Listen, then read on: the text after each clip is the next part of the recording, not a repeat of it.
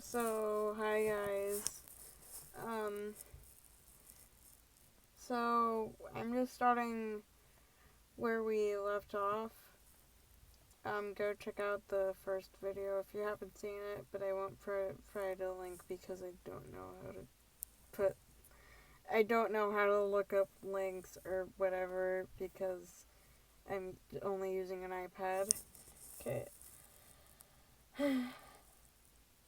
You don't think the situation is quite dire enough to go all the way to rancorous, but you still feel the pester from your client to reflect your mood change in some way. Bully will have to do, you guess.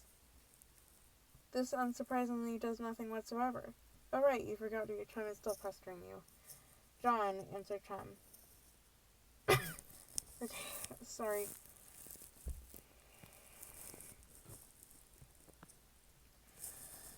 Is it there? Is it there? Please say yes. Maybe you can play with Tutu. She's been pestering me all day about it. She's macking on me so hard all the time. I start to feel embarrassed for her. I mean, not that I can blame her or anything. Yes, it is understandable because you're really attractive. I am attracted to you. Thank you. JK, haha. No, I don't have it yet. My dad has the mail, and I guess I have to go get it from him and see if it's there. And I've been busy spending all afternoon shitting around with my stupid Solodex. So frustrating. What's your modus? What? How do you retrieve artifacts from it? Oh, like one at a time, I guess. And if I put too much in, something falls out. Stuck? Ha ha ha ha. What is yours? Hash map. My bro taught me a few tricks. He basically knows everything and is awesome. What the hell is that? You should probably brush up on your data structures, I guess. Did you at least allocate your strife specifics? No. It could free up a card for you. Plus, let you attack stuff whenever things get too hot to handle, which is never. What have you got? Well, I got a hammer, but it's trapped under some arms. Well, you really suck at this, don't you? Just get rid of the arms and then allocate the hammer to the specialist. How? I don't know, just use the arms or anything, or any old thing and see if it works. John, combine fake arms with cake. You stick the fake arms in the cake on your bed. This definitely makes the cake at least 300% more hilarious. You're sure Colonel Sassacre... You're sure Colonel... Sorry. You're sure Colonel Sassacre would know the precise index of elevated hilarity. John, allocate hammer to... allocate hammer to strife specifists. You check the back of your strife specifists for the kind astrobus you have in mind for it. John, select hammer. Your strife specific has been allocated with the hammer kind abstratus.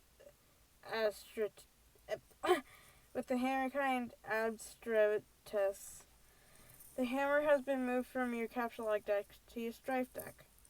John, report progress to TG. Okay,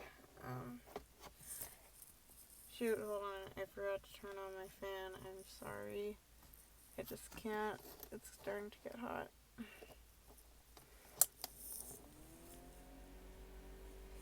Okay, I did it. Hammer kind? Yeah. Okay, that will be the permanent allocation for your specifics. I guess I should have mentioned that. Hope you like hammers, dude. Yeah, that's fine, I guess. I can't imagine it's going to be all that relevant. John, Capsulog Colonel's Big Book.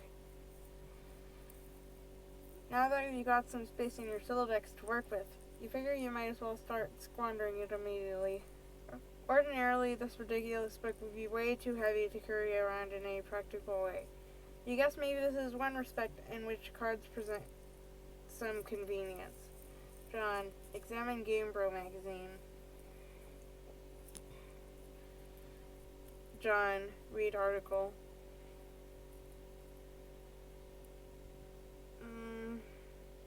You know what?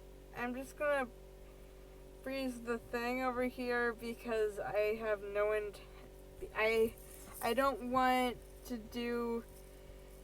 I know what voice that I need to do for this, and I will not do it. So just, I'll leave it here as fast as, just pause it if you want to read it. I am not reading that out loud. Okay, John, capital log game bro. And that kind of handy if you ever need something that burns easily. John, capital log magician's hat. You expend your final card on the magician's hat. John, get funny glasses too. You don't have a free card in your Solidex. However, sorry, I'm recording this out like, you know. However, you were able to merge the Beagle Puss with the magician's hat to create a clever disguise.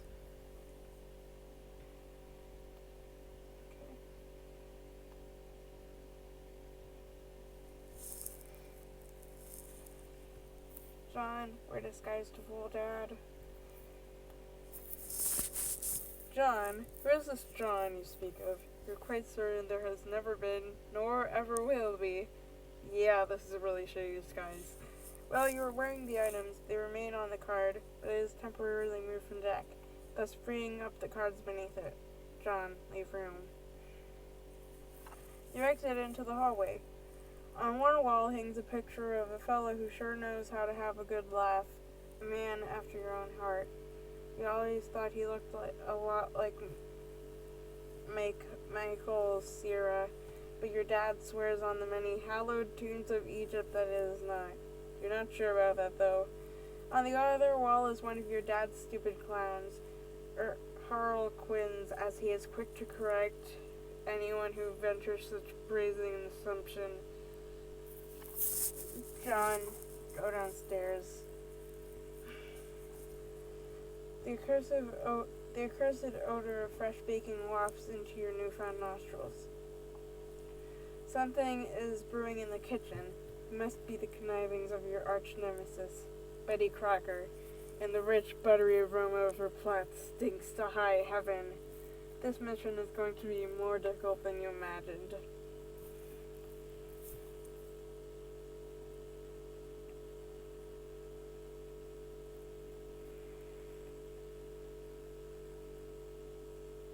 Okay, just pause to read.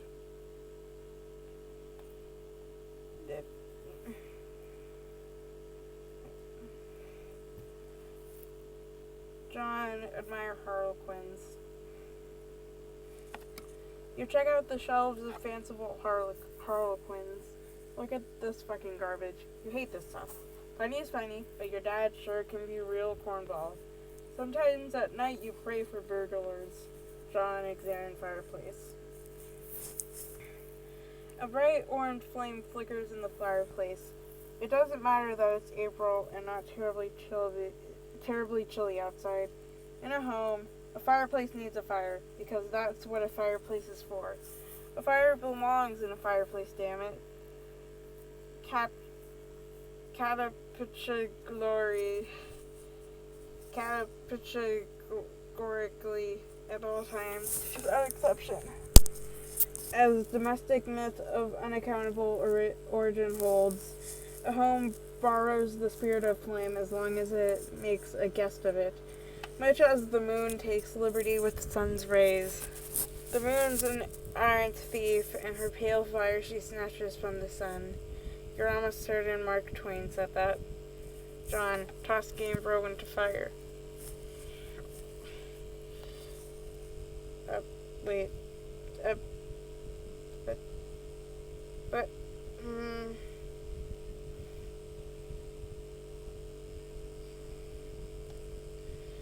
okay. Sorry. It doesn't burn as quickly as you hoped. Each Game Boy magazine is guaranteed to be printed on 40% recycled asbestos. For big ups to Mother Earth, yo. John, fondly regard cremation. You examine the sacred urn containing your departed Nana's ashes.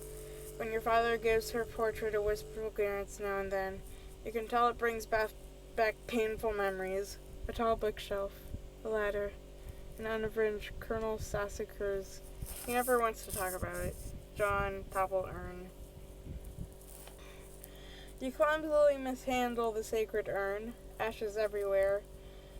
In retrospect, upon mulling cinematic tropes regarding astral urns, this outcome was a virtual certainty. You probably better clean it up before Dad finds it. John combines father's pipe with clever disguise. You think now would be a good time to beat up your clever disguise. John examined Overside's gift. Champ, you can do anything if you put your mind to it. I believe in you.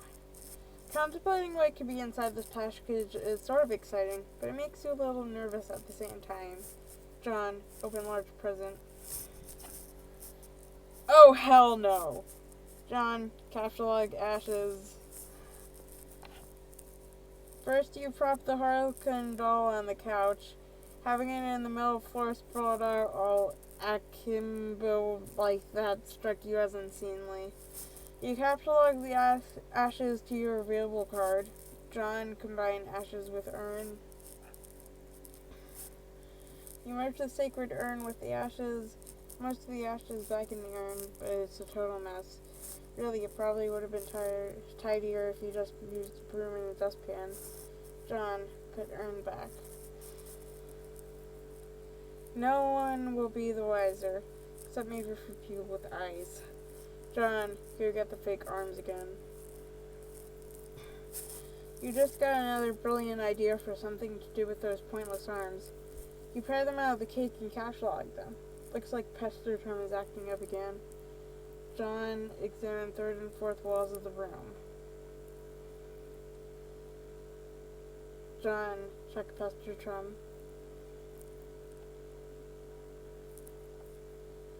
Another one of your chums is messaging you. John, check message.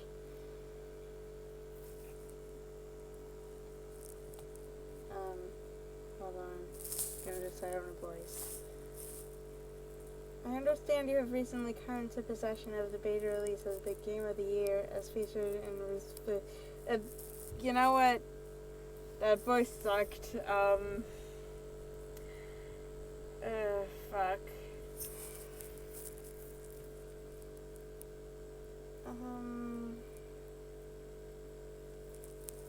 Okay, I understand you have recently come into possession of the beta release, the Game of the Year, as featured in respectable periodicals such as Game Bro magazine.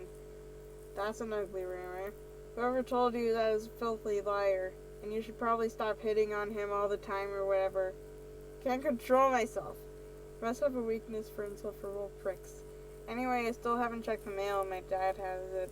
I'm trying to get it from him. So, BRB. John, what? You're wearing one of your disguises now, aren't you? You're typing to me right now while wearing something ridiculous. No, why would you even think that? That's so stupid. Okay, why don't you get the game from your father? Alright, wish me luck. Okay. Oh, by the way, JK, I was wearing a funny disguise the whole time. Gotcha, haha. I know, John. John, go back downstairs. You can now execute that brilliant idea you had. There should be just enough frosting on the fake arms to serve as an adequate adhesive. John, attach arms to doll. You don't care what Colonel Sassacre says. That makes it at least 1,000,000% funnier. John, inspect burnt paper on the floor. You put this back in the fire where it belongs. John, throw a present wrapped in fire. As long as you're cleaning up. John, catalog doll. You could carry hefty items, but this thing is just way too big. Get real. Besides, you don't even want it. John, read Colonel Sassacre's text. Okay. Pause to read. You thought about consulting the text to determine exactly how hilarious it all is now. The text is way too big to navigate in a timely fashion. You decide to forget it. John, find Dad, and retrieve mail. The door on the left leads to the kitchen, from which the smell of baking wafts a powerful aroma which could lift an especially portly hobo off his feet. The door on the right leads to the study, where your dad spends a lot of time. He could be in either room. Where will you go? Go in the study. It doesn't look like he's in here right now. John, examine Father's desk. On the desk is a deck of playing cards, one of your dad's pipes, the April issue of the Serious Jester magazine, and a stray capsulog card. There's also a can of peanuts on the desk. Haha, oh Dad, you won't be falling for that trick anytime soon. A severe peanut allergy is a terrible affliction to cope with. John, upgrade costume with hat from Hat Rack. You swap the magician's hat with the bowler hat. The disguise is somewhat less funny, but a lot more distinguished looking. John combines second pipe with clever disguise. Your dad maintains numerous priests around the household. A father without a pipe is like a strapping roughneck without a toothpick. That is to say, he is rather a piss-poor excuse for a roughneck, if you ask me. You'd rather not take the pipe, though. Personally takes bad enough as it is. How you suffer for comedy. John, examine capsulog card. Yeah, this will be the perfect for expanding the space in your scylla. John, capsulog card.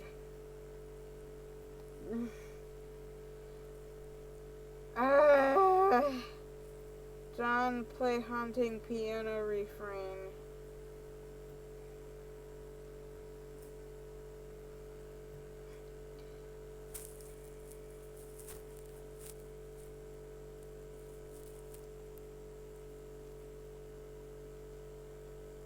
Pages including some will be preceded by S in the command. Okay, John, play 52 pickup. You play the prankster's favorite card game, even though you're alone in this room, thus running an especially foolish version of solitaire. So stupid! Look at this mess. The peanut gallery over there is sure getting a kick out of it. You are allergic to their scorn. John attempts to leave the house. You go back to the living room and contemplate checking the mailbox outside. You think perhaps you should exhaust all possibilities before plunging headlong into a dad encounter. Your television is currently airing a commercial. John, exit. You exit the house. John, check mail. Predictably, the mailbox is empty. You have already been scooped up by your father. S.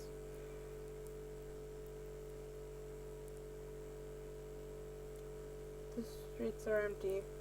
Wind skims the voids, keeping neighbors apart, as if grazing the hollow of a cut reed, or to say, a pointed mailbox. Wait, you know what? Just promise to play it over. Just sorry.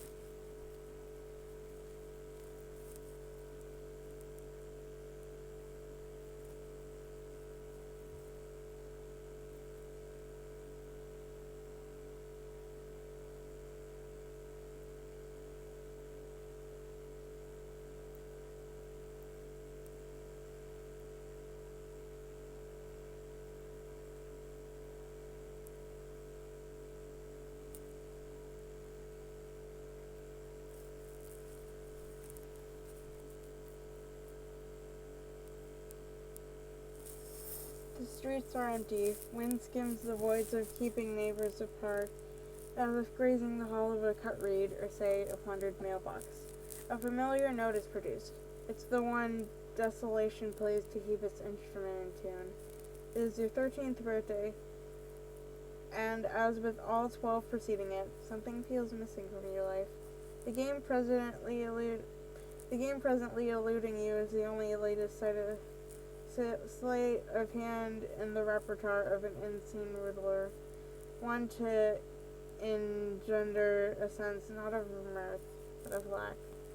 His coarse schemes are those less of a prankster than a common pickpocket. His riddle is absence itself. It is a mystery disappearing altogether, like the moon's faint reflection, with even one pebble of an inquiry dropped in a black well. It is the most diabolical rule of all. Absence diminishes little Absence diminishes little passions and increases great ones, as wind extinguishes candles and fans a fire. Walt Whitman. Yes, you are certain Walt Whitman said that. 100% positive. I have a feeling it's going to be a long day. John, leave a surprise for the mailman. No! But, John, see if your father left the mail in the car. The door is locked and your dad has the car keys. You peer in through the driver's side window. You don't see any mail, but you do see a green package. There's also something underneath that looks like a slip of paper. Could these items have come in the mail? You don't see anything else that's usually in the mail, like bills and coupons. Maybe your dad forgot to take the stuff inside. John's right in the kitchen. You try to get a gander through the kitchen window, but you can't see a whole lot. It seems your dad has been doing so much baking, the glass is steamed up. God, he is so weird. But you can see what's on the table just behind the window. It looks like the mail is there. Included among it is a red package, some bills, your dad's PDA, and an envelope that appears to be suspiciously labeled with the SBURP logo. Could it be? Unfortunately, the window is locked. So that's where I'm gonna end it here. Yeah. Bye.